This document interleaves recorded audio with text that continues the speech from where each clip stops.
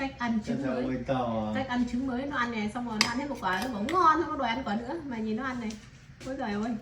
Còn tôi đây gọi là cách ăn trứng gọi là độc nhất vô nhị. Ăn hết một quả rồi thấy ngon quá, xin mẹ thêm quả nữa, dằm vào ăn chịu rồi đấy bao ơi. Ôi ôi, ăn trứng với sữa. Hộp xương ngon không bao ơi, ngon không, ngon không, ăn đi, ngon đi. Ôi giời, ôi giời, nghẹn ôi giời mồm. Ngon không, ngon, nghẹn chưa.